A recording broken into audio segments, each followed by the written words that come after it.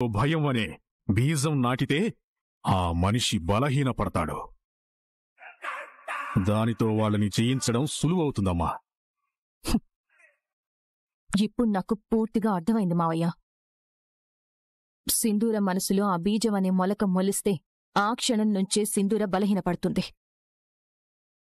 అప్పుడు చెంచలమ్మని సింధూరని వేరు చేయడం చాలా సులువవుతుంది. మరి ఆ భయాన్ని సింధూరలో ఎలా సృష్టించాలి అనుకుంటున్నావు? సింధూర పంచప్రాణాలు చంటింతాడు అనే భయం సింధూరలో కలిగించగలిగితే చాలు.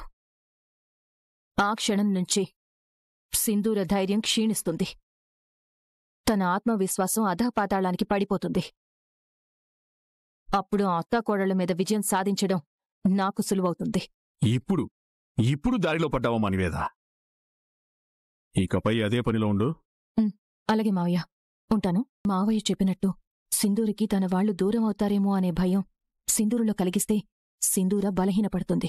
అప్పుడే సింధూరని చెంచలమ్మని కూడా వేరుచేసే అవకాశం నాకు దొరుకుతుంది.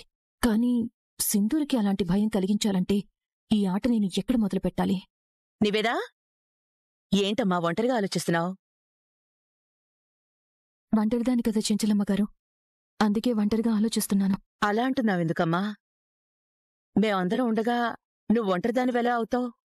ఎంతమందున్నా అమ్మలాంటి వాళ్ళు ఎవరూ లేరుగా. అమ్మ ప్రేమని ఇక్కడ ఎవరూ అందించలేరు కదా.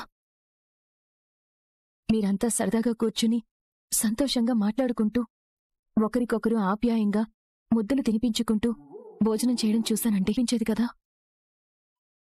అమ్మ నాకు అంత ప్రేమను అందించేది కదా అని మనసులో చాలా బాధగా ఉందండి.